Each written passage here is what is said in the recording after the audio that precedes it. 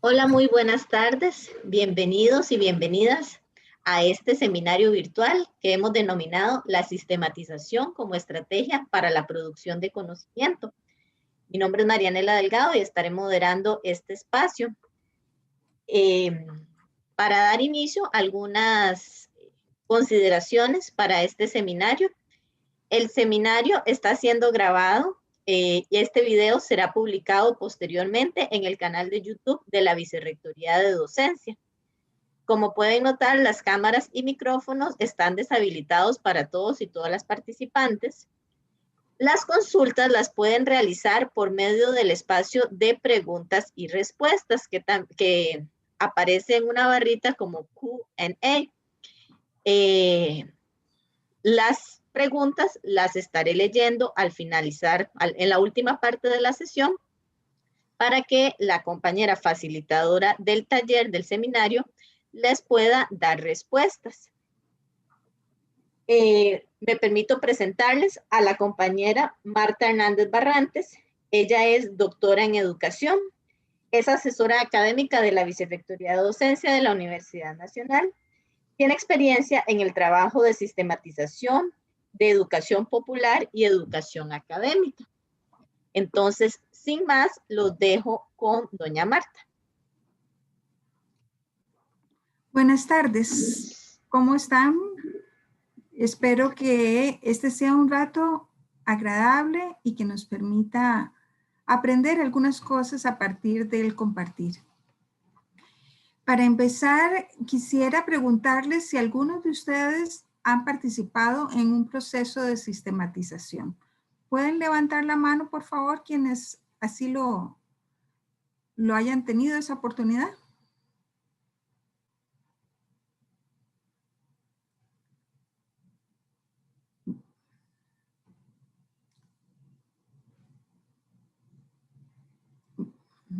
Estamos esperando para ver cuántos levantan la mano.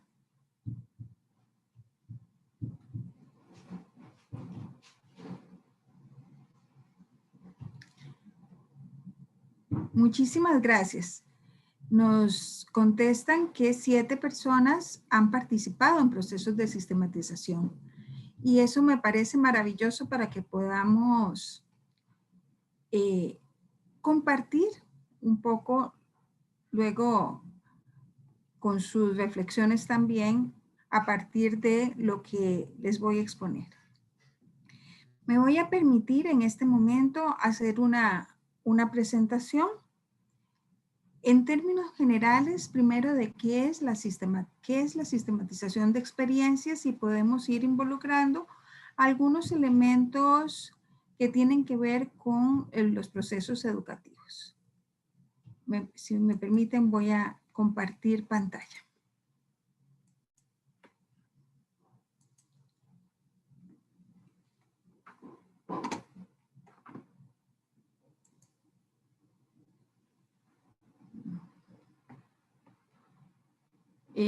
¿Lo pueden ver? Sí, doña Marta, se puede ver. Ok, gracias. Pero vemos el formato de presentación.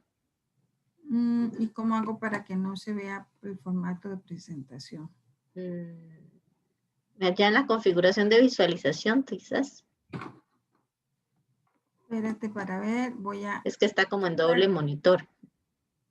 Sí, ya quité el doble monitor. Voy a dejar de compartir y intento de nuevo. Vamos a ver si ahora que no tengo doble monitor. ¿Ahora? Vamos a ver, ahora sí. Bueno, muchísimas gracias, Nela. Con mucho gusto. Bueno, primero empezar un poquito a contarles ¿dónde está el origen de los procesos de sistematización? Eso se da en la década de los 70 en un contexto histórico de gran auge de los movimientos populares, de la educación popular, y se plantea la necesidad de generar alternativas investigativas educativas y culturales. Y es entonces cuando algunos de los principales impulsores son Fals Borda, un sociólogo colombiano, Enrique Dussel, filósofo argentino que nos ha visitado varias veces en la Universidad Nacional, y Mario Kaplun, que es un comunicador argentino. Ellos son algunos de los que inicialmente plantearon esta búsqueda de alternativas, de dónde surge los procesos de sistematización, que son muy propios de América Latina, que en este momento se usan en otros lugares del mundo, pero que tienen su origen por estos rumbos. Se plantea que la sistematización en ese momento se ve como una posibilidad de construir conocimiento, un conocimiento que fuera riguroso desde el quehacer profesional. Ese quehacer profesional comprometido con las comunidades, con los sectores más desfavorecidos. Y entonces lo que se plantea es cómo los profesionales comprometidos hacen una intervención que facilite, sin negar el protagonismo de los actores sociales, promover una acción social transformadora.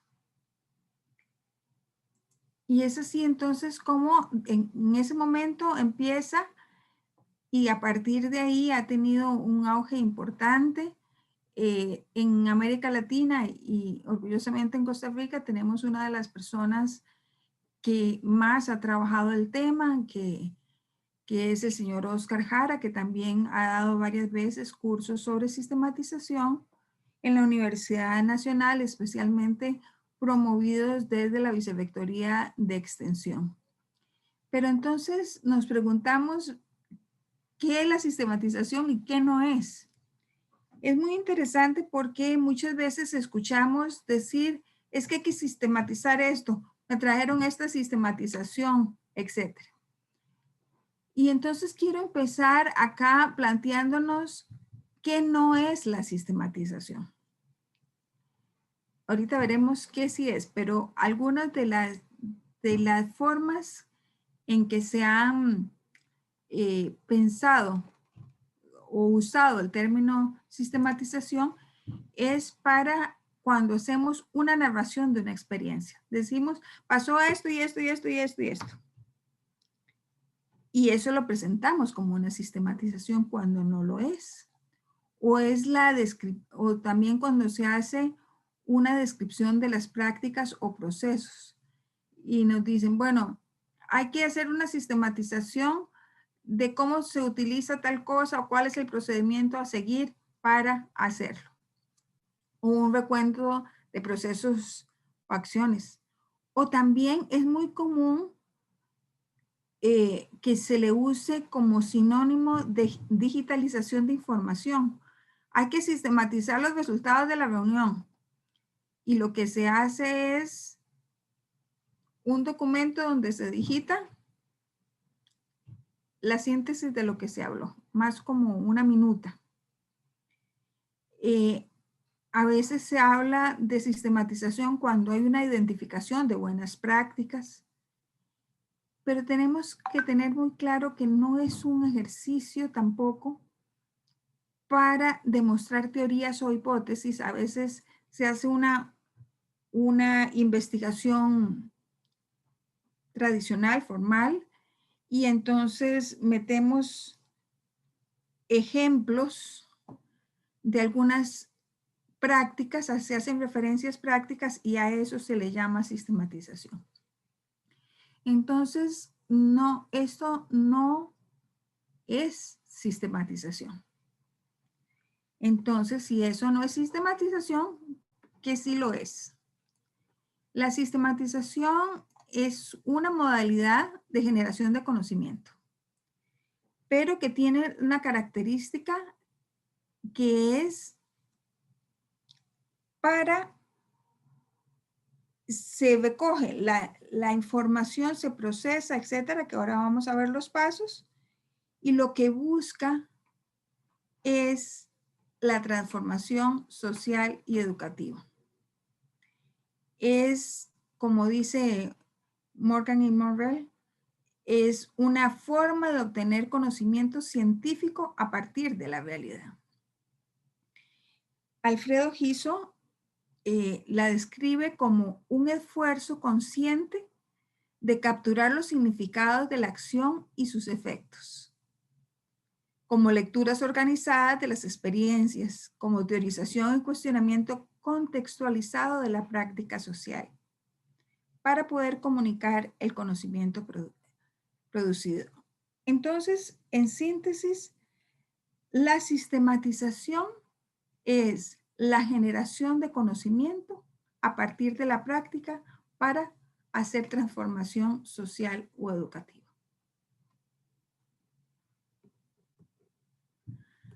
Algunas de las principales características de la sistematización, la primera es que es un proceso y como tal plantea una serie de acciones interrelacionadas para lograr un resultado. Y este proceso tiene algunas características que quisiera resaltar acá. Es un proceso de reflexión sobre la práctica. Un proceso que nos permite mirarnos, mirar nuestro quehacer. Pero no es nada más hacer esa descripción y reflexionar sobre esa práctica, sobre esa experiencia, más que práctica, sino es generar una interpretación de esa experiencia. Y de ahí también una de sus principales características es que es un proceso participativo. No se concibe la sistematización sin la participación de los actores y las actrices de la experiencia misma. Al menos una parte del equipo que hace sistematización debe haber vivido la experiencia que se sistematiza. Es también un proceso de ordenamiento de la información. Y es, como vamos a ver ahora, es información que va desde el sentir, el hacer y el quehacer. También se caracteriza porque se hace para comunicarlo, para compartirlo. Es parte de la mirada de aporte a la transformación, el compartirlo y comunicarlo. Y como tal, es un proceso de aprendizaje que nos permite, como todos los demás aspectos y características, buscar la transformación de la práctica que hemos sistematizado y generado.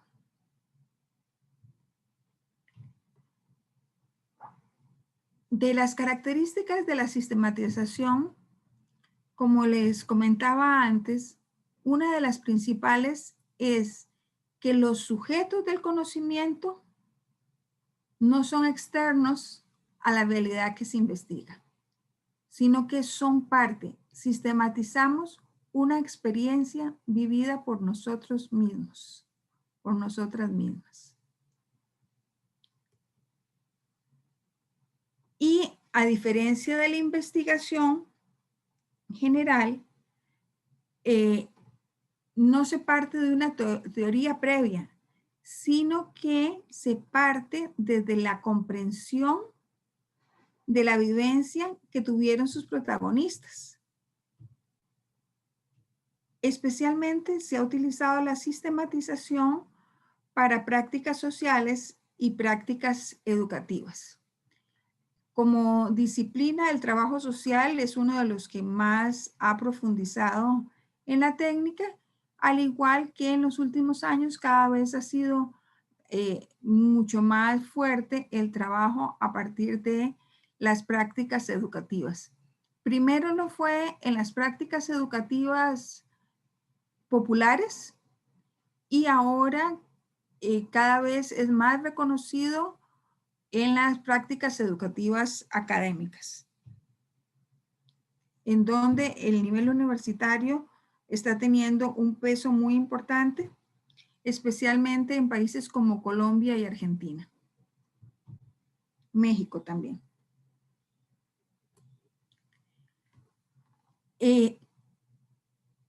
Las teorías nos ayudan a la interpretación crítica, pero no es la investigación que parte de la teoría, sino que la teoría nos permite hacer interpretación, contribuye, acompaña. Y son propuestas de investigación reflexiva, participativa, y lo fundamental es que se hacen para buscar un cambio. Y entonces, si nos preguntamos que ¿para qué se hace para qué se hace sistematización? Lo más común es que se haga para hacer un reconocimiento y comprensión de los cambios que se generan o de los saberes que se generan en una práctica.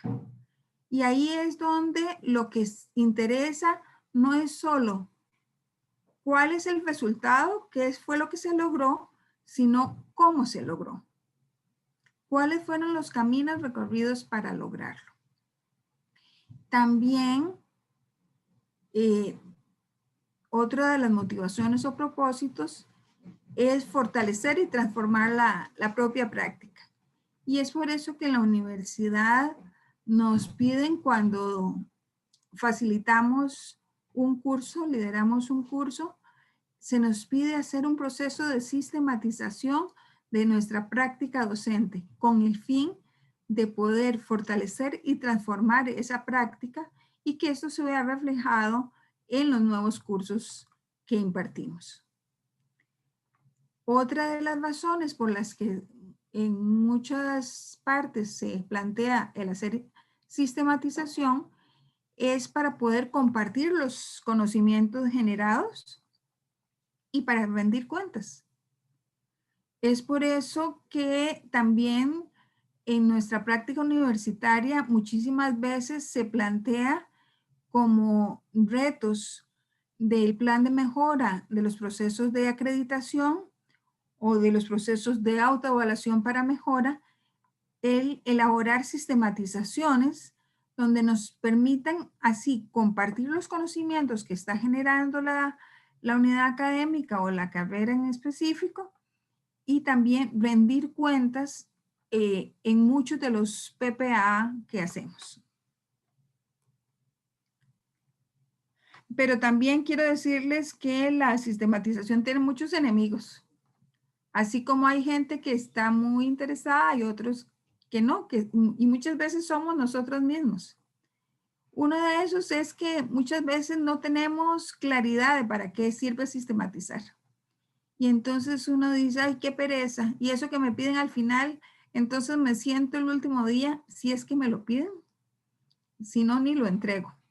Me siento y hago una hojita ahí diciendo que el curso todo salió muy bien.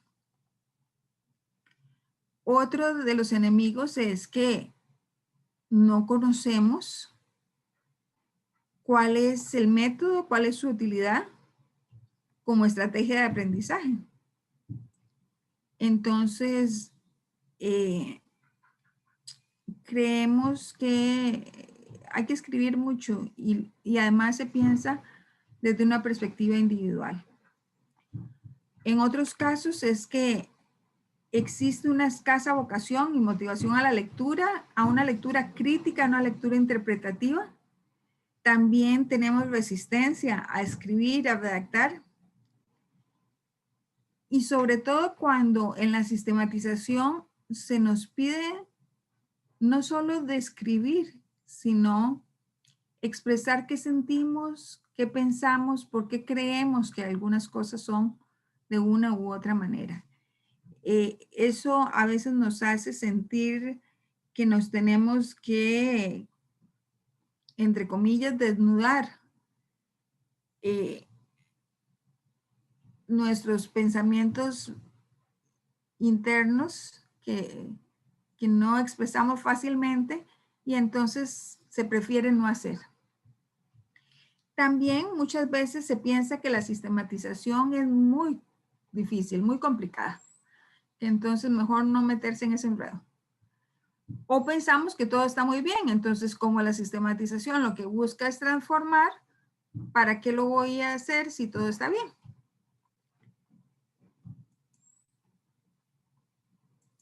Me encanta que puedan ir haciendo las preguntas y las contestamos al final, pero maravilloso que puedan plantearlo una vez. Ok.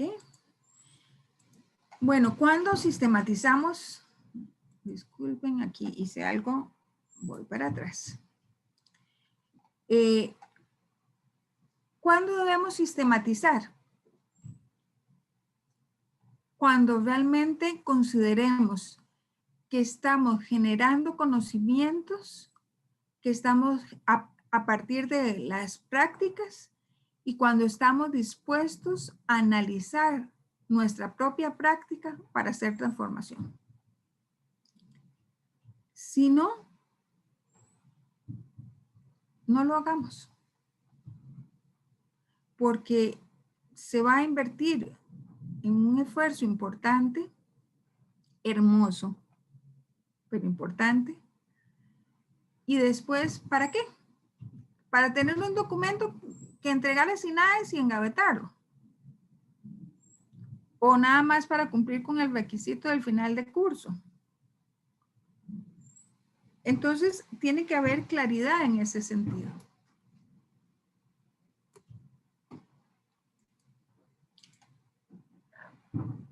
Y vamos a hablar un poquito de cuál es el método, el proceso metodológico, perdón, de la sistematización.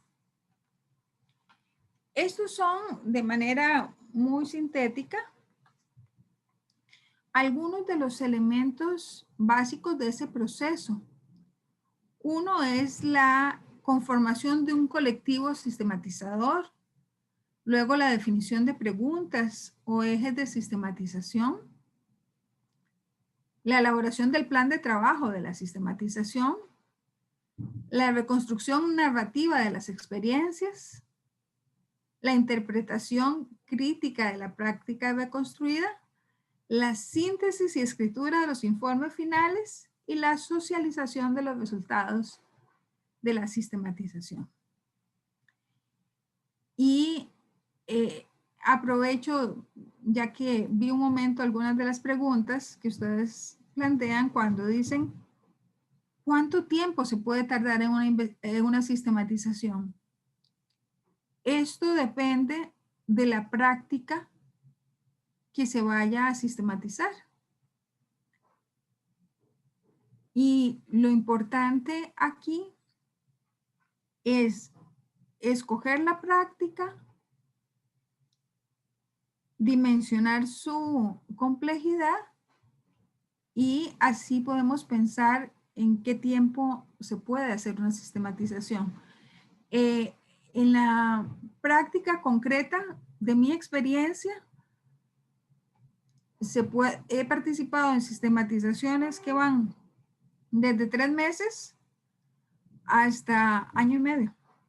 Si es un aspecto en específico que es el que se va a sistematizar, o si es toda una experiencia muchísimo más amplia.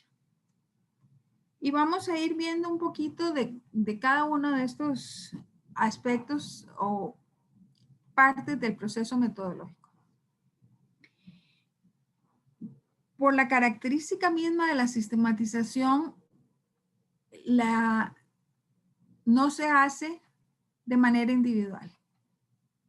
Se hace de forma colectiva, en un grupo, un equipo que es el que va a realizar la sistematización. Y este equipo puede ser flexible en su composición, pero al menos 2, 3 a 5 personas deben estar en todo el proceso de sistematización, aun cuando para la recolección de información, para el análisis o para la interpretación, pueda ser que más personas participen en el proceso mismo como parte del equipo. Pero sí es fundamental que haya un equipo base permanente y que en ese equipo al menos una persona haya participado directamente en la experiencia a sistematizar, como ya se los dije anteriormente. Puede ser que haya gente con énfasis en formaciones diversas que se agregan al equipo en forma temporal.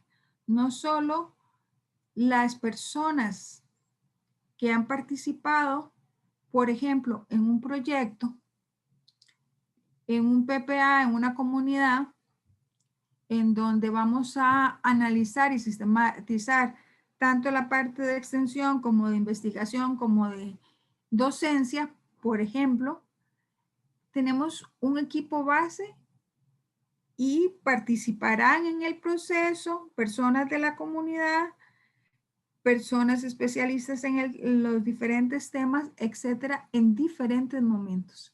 Pero ese equipo pequeñito, básico, debe estar durante todo el proceso. Y perdón que insista tanto en esto, pero es que muchas de las prácticas o intentos de sistematización se han caído precisamente porque no hay un equipo consolidado y permanente durante todo el proceso.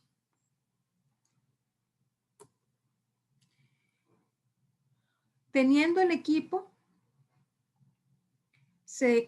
pasamos a este elemento que es fundamental, que es la definición de las preguntas o los ejes de sistematización. Escogemos una experiencia o una práctica específica y a partir de ahí puedo definir si es una parte de ella o es toda, o si lo voy a hacer por preguntas, con una pregunta central y algunas específicas. Por ejemplo, unos compañeros de la universidad empezaron a hacer un trabajo de sistematización en donde la pregunta generadora a partir del trabajo de la licenciatura de una de las unidades académicas se plantearon en términos generales por el por qué los estudiantes no se egresaban pero no se graduaban. No culminaban con el proceso de graduación a pesar de que terminaban los cursos. Y ese fue su pregunta y luego empezaron a hacer otras preguntas específicas a partir de elementos como la demanda laboral, los temas de estudio priorizados por la unidad académica, etc. También se pueden hacer por ejes. Por ejemplo, puedo ver un curso o una cátedra para hacer una sistematización y veo elementos institucionales que podrán ser desde acceso a materiales, a laboratorios, qué sé yo, aspectos relacionales, de participación, de tipos de aprendizaje, yo puedo ir escogiendo en qué ejes voy. Cuando digo yo, es yo equipo, nosotros equipo. Podemos definir incluso en términos institucionales o de la unidad académica, qué elementos son los que más nos interesa sistematizar. Y esos ejes o preguntas iniciales pueden irse afinando en el proceso, porque en el proceso habrá categorías emergentes que surgen a partir de el ordenamiento de la información que vayamos recopilando. Es necesario hacer un plan de trabajo de la sistematización y esto es un elemento fundamental porque necesitamos tener claro tiempos, cronogramas, responsables, recursos, las fuentes de información, si tenemos que movernos o no. Es importante hacer este plan. Obviamente, como todo, se puede ajustar y que posiblemente habrá que ajustarlo a partir de categorías emergentes que nos va a interesar conseguir algunas otras informaciones o a partir de la disponibilidad o no de personas que van a ser fuentes de información. Una vez que tenemos eso claro, hacemos lo que se llama la reconstrucción narrativa de las experiencias. Y esto es central. Es la base para poder hacer el proceso de sistematización. ¿Y eso qué es? Con las personas que vivieron la experiencia, y si, por ejemplo, lo hacemos en un curso, en alguno de los aspectos de un curso, hay quienes estuvieron involucrados, los estudiantes, nosotros como profesores, los administrativos que nos apoyan, a lo mejor la biblioteca y sus recursos, etcétera. Tenemos que ir viendo quiénes forman parte de la experiencia. Pero cada quien vivió esa experiencia desde una perspectiva distinta. Entonces, se seleccionan, puede ser que hagamos la reconstrucción narrativa de toda la experiencia o de algunos hitos significativos. ¿Significativos para qué? Para esas preguntas o ejes que nos planteamos en el paso anterior. Y cada quien desde su visión nos dice cómo lo vio, cómo lo vivió, cómo lo interpretó. Y construimos una sola historia con todas las versiones. Y hacemos esa versión consensuada de la experiencia. Hacemos una historia que normalmente la vamos a hacer desde tomando en cuenta una reconstrucción temporal. Tenemos que ser cuidadosos y aquí esto es muy importante.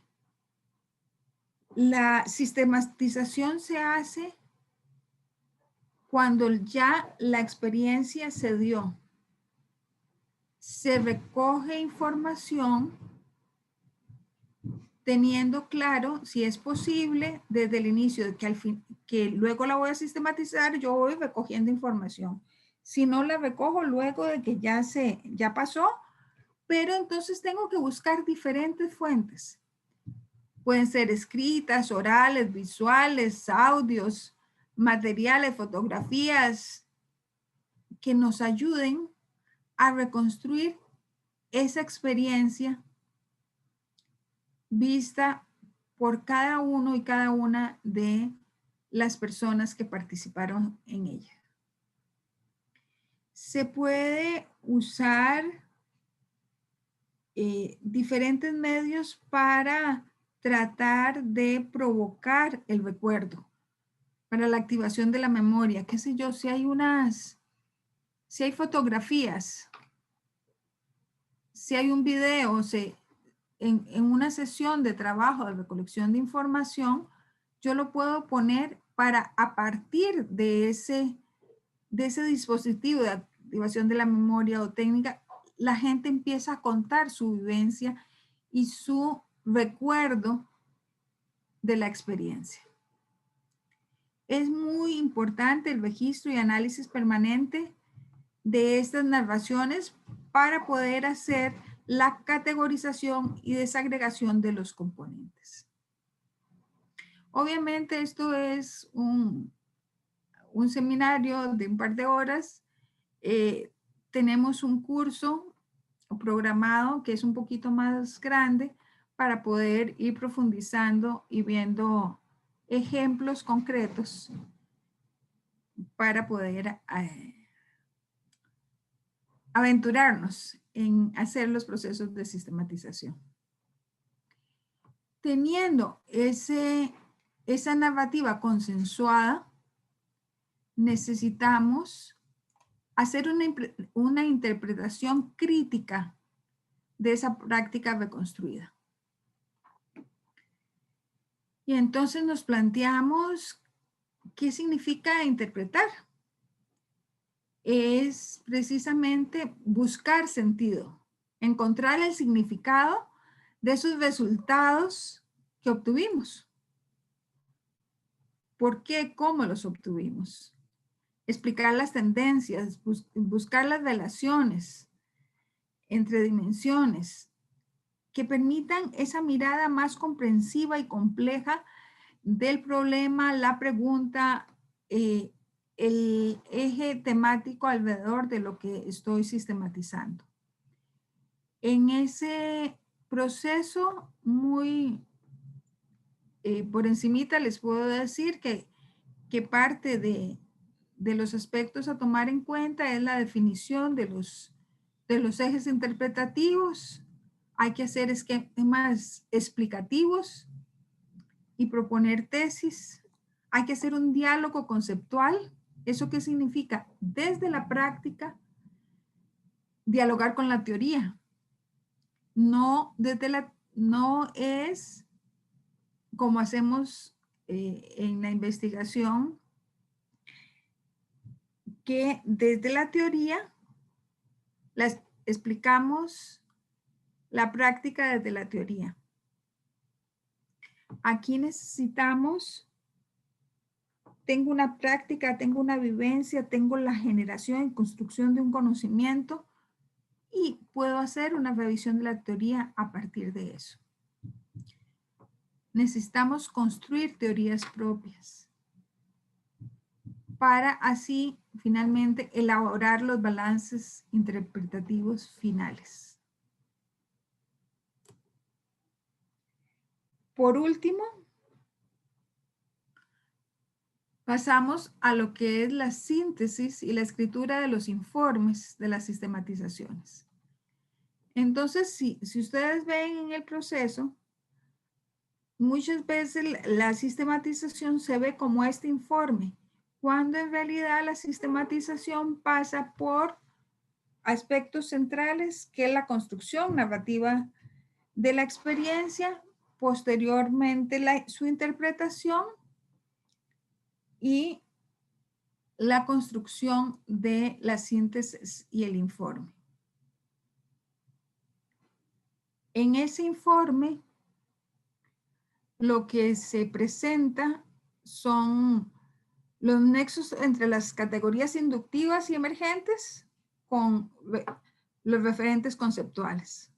Sí se plantea la narrativa de lo que pasó, pero no nos quedamos ahí, sino que pasamos a ese segundo momento de interpretación a partir de la reflexión de la práctica. También en ese documento reconocemos y compartimos los relatos específicos de personas. ¿A qué me refiero con esto?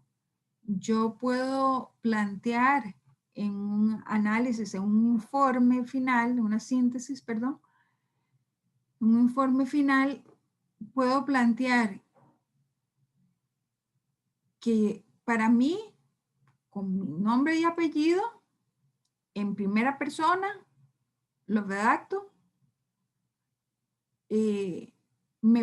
la experiencia X me permitió A, B, C o Y, a mí, a Marta Hernández.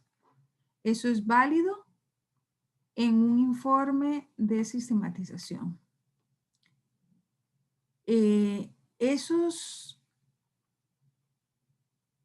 relatos particulares a partir de la interpretación y el uso de las categorías es que los pasamos a un lenguaje académico donde a partir de la reflexión colectiva podemos hacer algunas generalizaciones. En este documento final es fundamental incorporar los comentarios interpretativos que se hacen de la experiencia. Y aquí entonces quiero comentarles algunas posibilidades desde la academia. ¿Qué podemos sistematizar desde lo que hacemos en la universidad? Si somos docentes, podríamos y deberíamos sistematizar el proceso de aprendizaje y el proceso de facilitación en un curso o en un tema. Conversaba con unas compañeras y, por ejemplo, hay temas que sabemos que se convierten en un punto de quiebre para los estudiantes en algunos cursos. Son el tema que los lleva a perder el curso. O hay incluso cursos enteros que no les permiten ir más allá en la carrera. Podríamos sistematizar qué es lo que está pasando ahí. Tendrá que ver con la forma en que se media pedagógicamente para que el estudiante pueda comprender. Serán los procesos de evaluación que utilizamos los que provocan eso. Lo que siempre hemos dicho, que será que vienen muy mal formados desde el colegio y desde la escuela.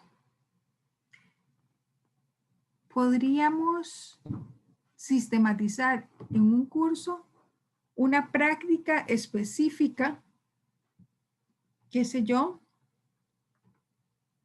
el uso de algunas técnicas. Por ejemplo, el uso de los foros en el aula virtual.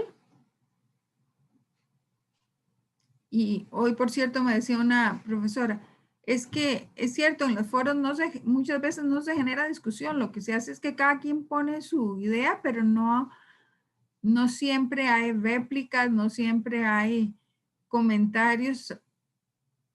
¿Podríamos sistematizar una cosa de estas? ¿O podríamos sistematizar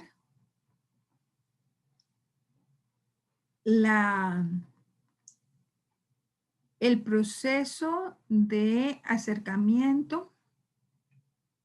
Ahí puede ser resultados o la forma en que abordamos una comunidad con un PPA, trabajos con graduados, por ejemplo, el proceso de análisis de necesidades para hacer ajustes en el diseño curricular de una carrera X.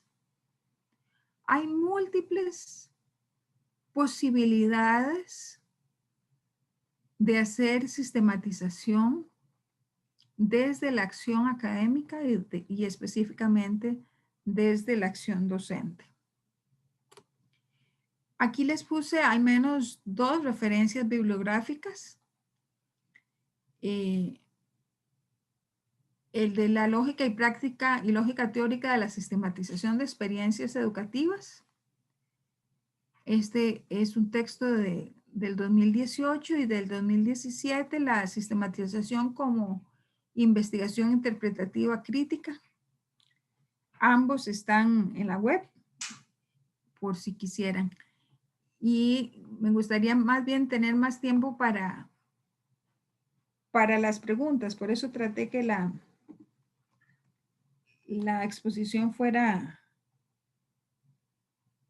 más sintética. Si gustan, pasamos a las preguntas, Marianela. De acuerdo, muchas gracias, doña Marta. Sí, tenemos bastantes preguntas, entonces vamos a irlas leyendo en orden de cómo ingresaron. Tenemos una primera pregunta. ¿Y por qué sistematizar? ¿Cuál es el beneficio? ¿Gana uno puntos en carrera académica?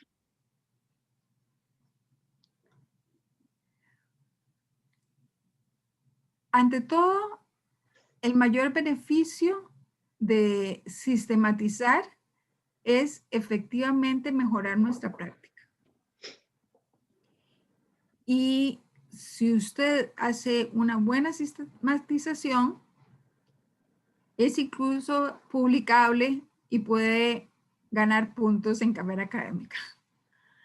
Esto va a depender del cuántos, va a depender de dónde se publique y cómo se publique. Pero más allá de los puntos o no que ganemos en carrera académica, es muy importante acá buscar siempre hacer mejor las cosas. Comprender qué estoy haciendo, cómo lo estoy haciendo y para qué lo estoy haciendo. Y de esa manera plantear alternativas de mejora, de transformación. Gracias. La siguiente es, ¿qué prácticas podemos brindar para fortalecer destrezas de sistematización a los estudiantes? Bueno, hay varias. Una de ellas fundamental es poder plantear que el estudiante lleve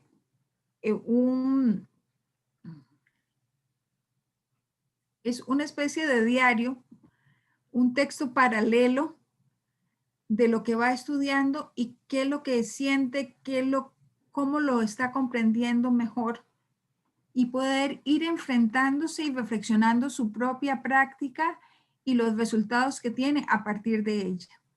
Por ejemplo, si yo estoy estudiando y mi forma de estudiar es leer y leer en voz alta, me decía una estudiante, yo leo caminando y cocinando.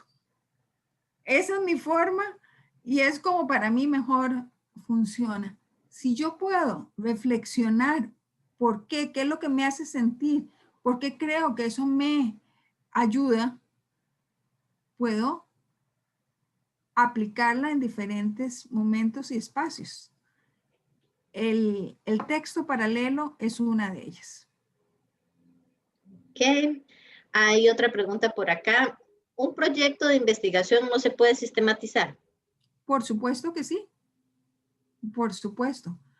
Y ahí tiene que ver con el tipo de investigación y qué aspectos y para qué quiero sistematizarlo.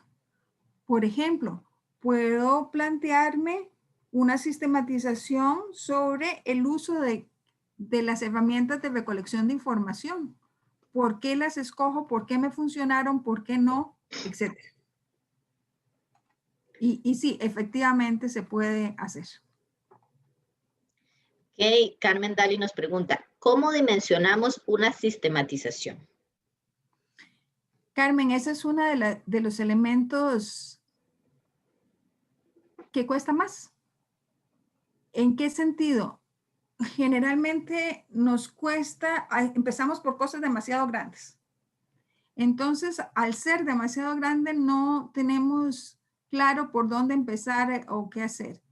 Tenemos que ir, es igual como cuando empezamos una investigación o cuando los ayudamos a los estudiantes a hacer su trabajo final de graduación, que tienen una idea demasiado grande. Lo primero es tener claro cuál es la experiencia que quiero sistematizar.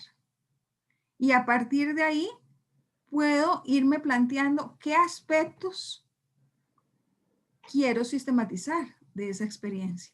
Si yo voy a sistematizar toda la experiencia, eso, por ejemplo, obviamente llevará mucho más recursos, mucho más tiempo, mucho más trabajo, etc.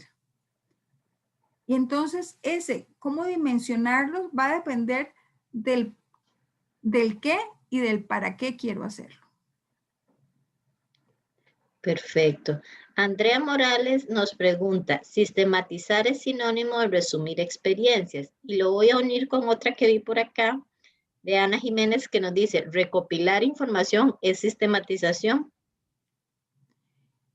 En ambos casos les puedo decir no.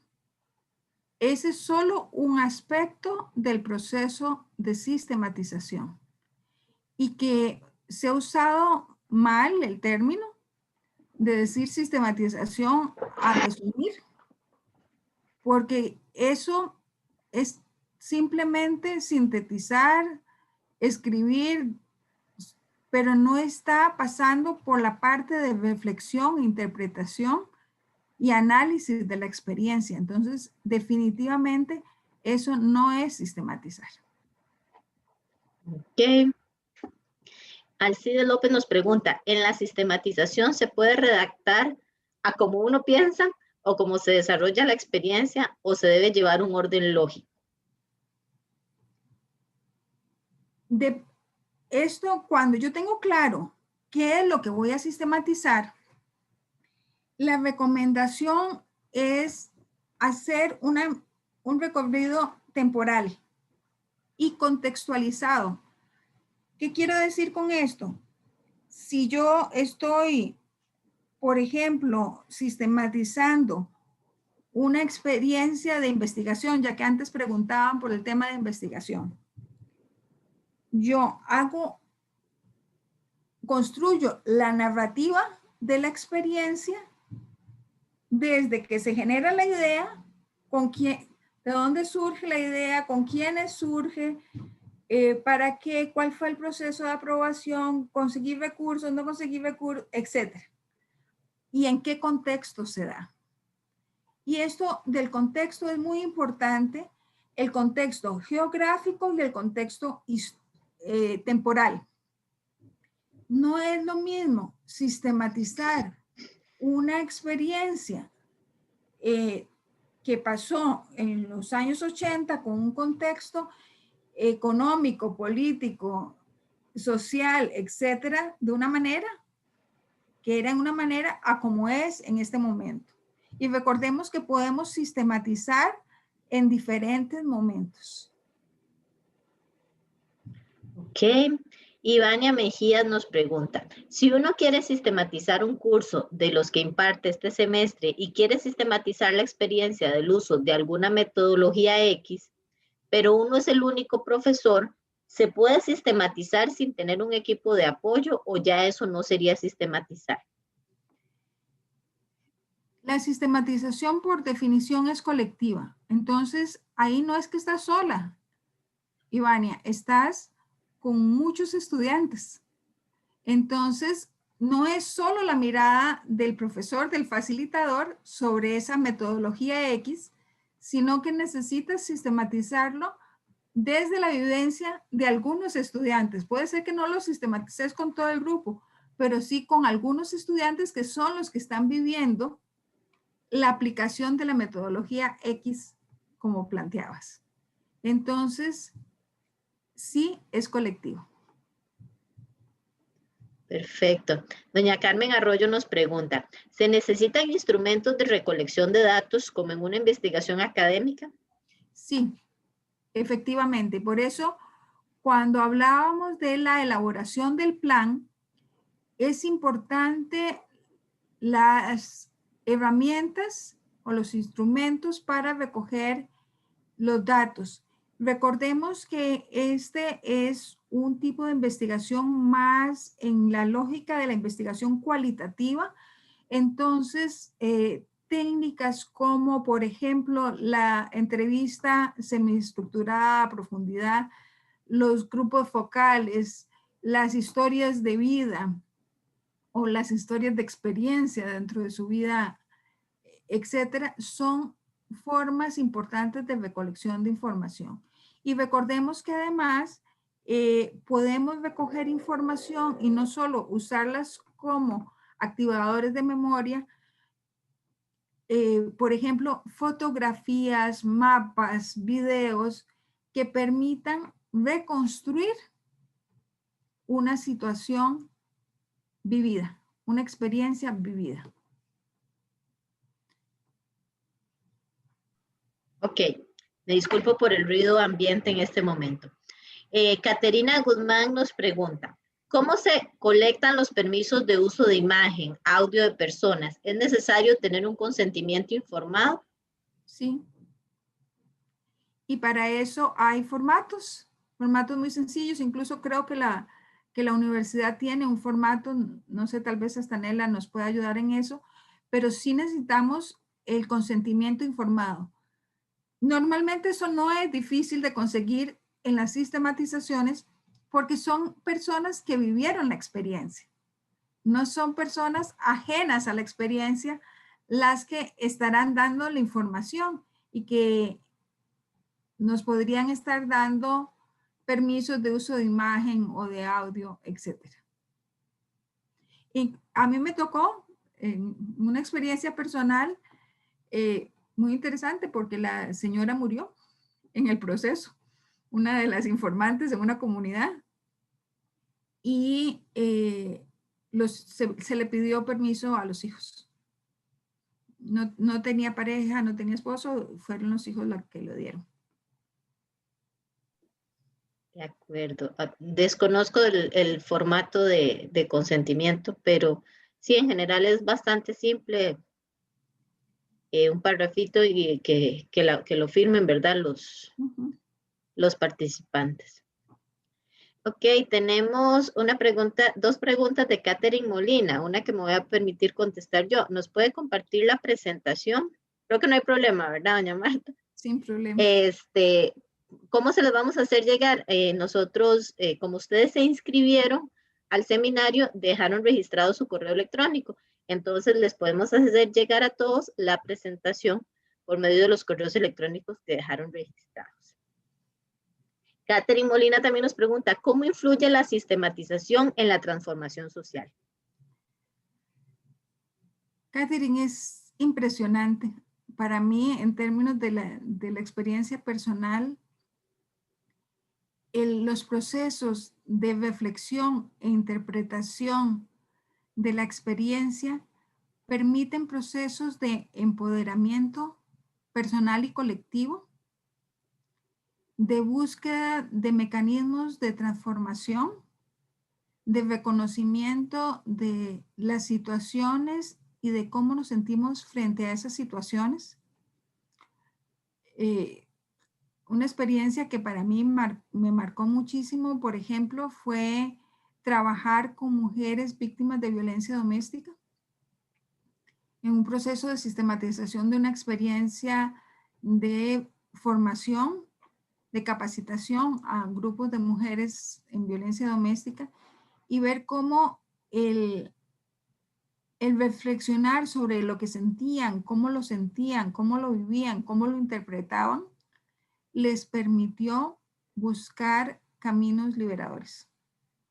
Entonces, es en ese sentido y por eso es tan importante que las personas que han vivido la experiencia son las que hacen parte central del proceso de sistematización. Y, por ejemplo, a nivel docente, a nivel del ámbito en que estamos en este momento, cómo el analizar una práctica pedagógica me permite mejorar de un curso a otro, transformar efectivamente, de ver qué cosas sí me funcionan, qué cosas no, de tener una mayor sensibilidad porque cada uno de los grupos es distinto, pero para poder ir buscando mecanismos que faciliten el proceso de comprensión y de apropiación del conocimiento. Ok. Hay por acá un comentario que lo podemos leer hacia el final. Tenemos una pregunta de José Montenegro. ¿Por qué no se puede llevar a cabo la sistematización si no se cuenta con un equipo de 3 a 5 personas? ¿No cree usted que esa es la razón por la que un docente no sistematiza un curso, por ejemplo? Yo creo que las razones por las que los docentes no sistematizamos son otras. A veces porque no sabemos cómo hacerlo, porque estamos abrumados con tiempos de respuesta, e incluso hay profesores que cuando hemos hablado de esto de sistematización, dicen, bueno, es que yo me siento que no me puedo mover porque es un tema de cátedra, etcétera. Y aquí yo puedo decir e interpretar en un curso desde mi visión, pero necesito como mínimo tener la visión de los estudiantes. Yo no solo me estoy enseñando a mí misma. Entonces, para sistematizar la experiencia, al menos debo tener una contraparte, no contraparte, un compañero, una compañera de experiencia, que en este caso serían los estudiantes. Muchas veces hay más personas involucradas, por ejemplo, las mismas direcciones o subdirecciones de la escuela, gente que toma decisión más allá del profesor de abrir más cupos en un grupo y que bueno, que el diseño que tenía yo ya no me calza, o por qué está un curso en un nivel y no en otro. ¿Por qué no llevan primero tal otro curso para que yo pueda seguir más fluidamente? Quienes estén involucrados deberían, quienes forman parte de la experiencia deberían de alguna manera, aun cuando no sean en el equipo permanente, participar. Gracias. Sonia Lucía Montero nos pregunta, aunque la sistematización se dé desde la academia, se puede involucrar a todos los participantes, no solo el equipo del apoyo, sino la de las comunidades o actores locales. No es que se puede, es que se debe. Y, o sea, la sistematización posiblemente la facilitemos y el informe final saldrá desde la academia. Pero el proceso de reflexión, análisis e interpretación se hace con las personas participantes. Entonces, aquí creo que quiero resaltar algo porque me da la impresión de que no quedó tan claro. El que yo tenga un equipo pequeñito, que sí, lo ideal son 3 personas como mínimo, pero podrían ser 2. Ese es el equipo permanente en el proceso, responsable de facilitar los procesos de recolección de información, etcétera. Pero quienes informan, quienes participan en ese proceso, son todos. Por ejemplo, en una comunidad, la universidad, 2 personas o 3 serían las que están ahí en el centro. Pero la comunidad participa, los líderes locales, etcétera, etcétera, todos los demás. Entonces, que no se confunda que es el equipo que lleva la responsabilidad del proceso de sistematización con las personas que participan de la sistematización. Perfecto. Nos preguntan, ¿un filólogo nos puede ayudar a corregir sistematizaciones? Sí, lo que tiene que ser, lo que hay que tener mucho cuidado es cuando se citan comentarios individuales de personas que participaron en la experiencia, se hacen en primera persona y a como lo dijo o a como lo escribió. Desde aguantar o lo que tenga que decir, o no en el lenguaje académico, debe permanecer así en el documento. Maynor Segura nos pregunta, ¿el uso del aula invertida es un tipo de sistematización? No. El aula invertida nos provoca al análisis y a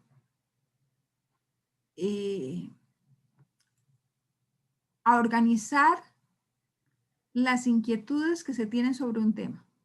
Cuando ya llegamos, luego de haber leído y estudiado, llegamos al aula a compartir. Pero no es un tipo de sistematización. Se puede sistematizar el uso del aula invertida como como mediador pedagógico para el aprendizaje, sí, pero es distinto. Ok. Medardo Moscoso nos pregunta, ¿usted tiene ejemplos que nos pueda compartir de experiencias sistematizadas que pueda utilizarlas como referencias de aprendizaje? Sí, incluso en estos libros que les comenté en las referencias bibliográficas, ahí hay algunos ejemplos. Y podría pasarles documentos de algunos. No les puedo pasar un documento de sistematización de los equipos que yo he participado porque esos son de las instituciones que las hicieron, ¿verdad? Tienen su derecho de autor. Pero sí hay bastantes publicaciones que se pueden bajar de internet fácilmente y yo les podría decir de algunas de ellas. Gracias. Jorge Moya nos pregunta, en la parte de proyectos científicos, ¿recomendaría usted que siempre se haga algún tipo de sistematización? En caso positivo, ¿esta fase debería estar implementada dentro de los procesos y cronogramas de los PPA? Sí. Y es que, Jorge, los proyectos y los programas que tiene la universidad fundamentalmente tienen como objetivo la generación de conocimiento. El que podamos aprender de esos procesos es fundamental y una de las formas puede ser la sistematización y si es posible incluirla dentro del cronograma y los procesos de PPA. Hay que dimensionarla muy bien para que tengan tiempo de cumplir con el producto al que se comprometen. Pero sí. Gracias. Tenemos por acá, bueno, por acá nos compartieron el ejemplo de consentimiento informado que tiene la UNA para los casos que no se requieren muestras biológicas. Entonces, bueno, para quienes los tienen, lo voy a copiar también por acá en el chat. Un vínculo. Muchas gracias a quien nos lo compartió. Alguien nos pregunta, ¿puedo recolectar información mediante encuestas al final de mi clase para sistematizar las lecciones brindadas? Sí, podría ser una forma. No es lo mejor porque es demasiado inmediato. La experiencia vivida para un proceso de sistematización más rigurosa llevaría a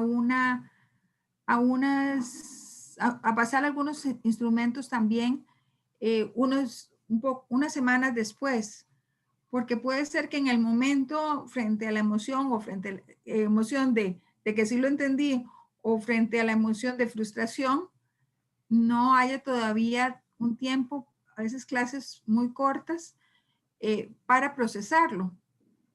Pero sí podés como uno de los elementos complementarios en el proceso, no como el único. Ok. Tenemos otra por acá. ¿Nos podría mostrar un ejemplo de un documento con una sistematización de experiencias? Sí, les voy a pasar algunas. A lo mejor cuando mandamos la presentación podríamos incluir algunos vínculos de sistematizaciones. Sí, puede ser una buena. Ajá, vamos a ver. Dentro de los proyectos de extensión, docencia e investigación debe incluirse como uno de los objetivos la sistematización. Nidra, yo creo que debería ser así. No siempre se puede, pero es lo deseable. Si realmente queremos aprender. Y aquí es muy importante, y gracias por hacer esta pregunta, porque para mí lo más importante no es solo hacerla, sino para qué la vamos a usar luego, ¿verdad? Esta fase de comunicación, de compartirla, que permita un análisis mayor y una transformación realmente de los procesos, me parece que es muy importante. Perfecto. Carmen Dali nos pregunta, otra pregunta. Por favor, si hago una sistematización desde varios ejes temáticos, cada uno de estos análisis e interpretaciones se convierte en una sistematización más pequeña o no. Depende de cómo te lo plantees, Carmen. Eso es una posibilidad. Otra posibilidad más bien sería sistematizarla a partir de la articulación de esos diferentes ejes temáticos y hacer un análisis más complejo. A veces esto de hacerlo por uno o un eje temático o menos de todos los ejes que podríamos hacer, es para facilitar el abordaje, pero el análisis deberíamos llevarlo a la mayor complejidad posible. Perfecto. Carmen también nos pregunta, su segunda pregunta, ¿las herramientas usadas para la construcción conjunta de procesos de autogestión que da soluciones a situaciones cotidianas puede verse como una sistematización desde la metodología? Es un paso, pero si ustedes vieron, lleva mucho más pasos. Y ese es uno de los problemas que tiene la sistematización, que a veces hacemos un solo paso y ya lo consideramos sistematización. O recogemos la información, la digitamos, la formalizamos, pero no hacemos todo el proceso de reflexión, interpretación, que incluye la generación de teoría, etcétera, para poderlo hacer. Entonces, no es solo las herramientas usadas, sino yo puedo hacer una sistematización de cómo hemos usado esas herramientas para la construcción conjunta de procesos de autogestión. No sé si queda claro, ¿verdad? En sí mismo, el uso de las herramientas no es una sistematización. La sistematización sería en cómo se aplicó, cuáles resultados dio, qué generó, qué conocimiento le dio a la comunidad, por ejemplo, o a quienes estén viviendo ese proceso de autogestión. Perfecto. Por acá Marcela Otárola también nos compartió otro vínculo al formulario de consentimiento informado, dice, según la Ley Reguladora de Investigación Biomédica. Por acá también lo voy a compartir en el chat. Tenemos de nuevo a Merdardo Moscoso que nos pregunta, he aprendido que la sistematización es de mucha importancia. ¿Por qué cree usted que no se incluye en los marcos de referencia prácticos? Porque hay todavía resistencia, Merdardo, a a procesos de investigación que parten de la práctica, porque la visión tradicional de generación de conocimiento no se plantea así. Y como tiene su base en los procesos de educación popular y de procesos de transformación social, para alguna gente tiene sus resistencias. Es en este siglo que ya empieza a tener un mayor reconocimiento académico, mientras que en los 70, 80 y 90, que fue su máximo auge a nivel popular, fue despreciado por la academia. Y tenemos por último 3 preguntas de Rebeca Quesada. Nos pregunta, ¿por qué personas de qué áreas son recomendadas para realizar una sistematización? Ajá, de una vez veo las 3. Ok, un proceso de varios años se puede sistematizar. ¿Qué tantas personas deberían estar en un equipo de trabajo de sistematización? Bueno, las características de las personas que deberían estar en un equipo que es de sistematización, fundamentalmente tiene que ver con la actitud de escucha, con la posibilidad y la habilidad para recoger lo que las demás personas piensan. Y es que puede ser una persona que escriba muy bien, pero que escribe tan bien que no le interesa cómo lo dicen las demás, sino en el deber ser. ¿Verdad? Entonces, son personas, primero, alguien, como les decía al principio, alguien que lo haya vivido, que lo haya sentido, que le haya dolido o que la haya hecho feliz una persona. Entonces puede, desde su experiencia, desde su vivencia,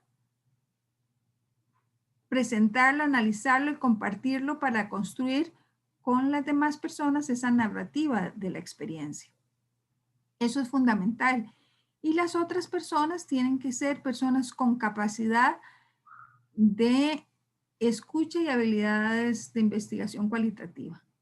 Es que si se puede sistematizar un proceso de varios años, perfectamente. Hay, incluso se puede sistematizar después de varios años de haber terminado la experiencia. Alguna gente dice, ah, no, es que ese proyecto fue que se hizo hace mucho. ¿Y para qué lo vamos a sistematizar? Depende de cuál es el objetivo, para qué voy a usar la sistematización.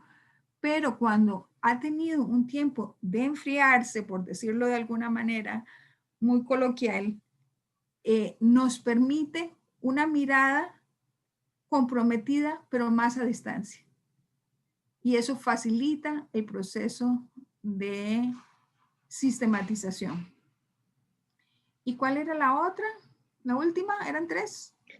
¿Qué tantas personas debería estar en el equipo de sistematización? Bueno,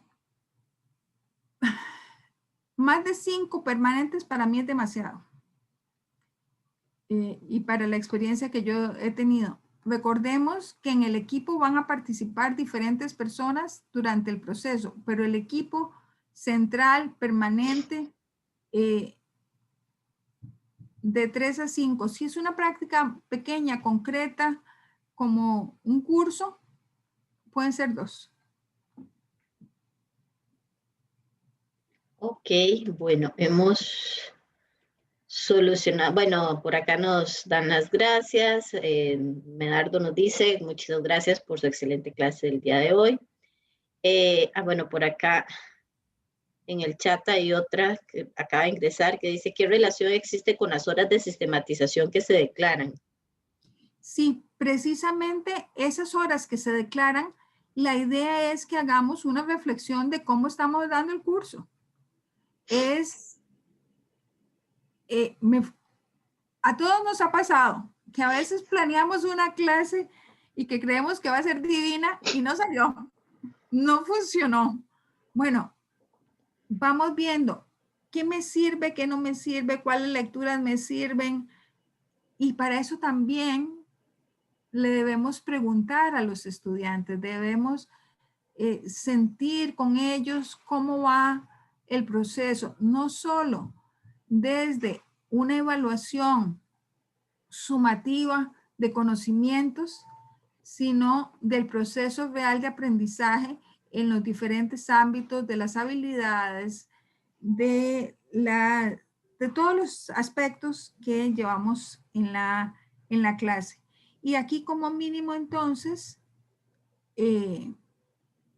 debería hacerse de cada una de las clases poder sentarme a escribir un poquito la narrativa, no de qué fue lo que hice en cada cosa, eso lo tengo en mi plan, sino de cómo percibí y cómo viví la experiencia de esa clase.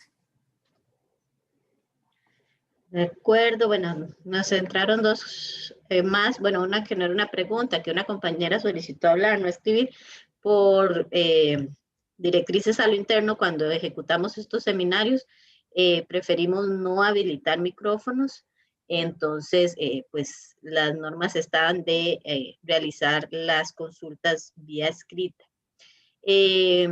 José Montenegro nos pregunta, ¿cuál es la mejor forma de difundir una sistematización para pasar del papel a la acción y que se logre la parte social? Lo primero, José, es que debe darse la devolución, el compartir más que la devolución, el compartir los resultados con las personas participantes de la experiencia. Eso es un principio básico. Además, cualquier otra forma, podemos encontrarnos muchísimos videos,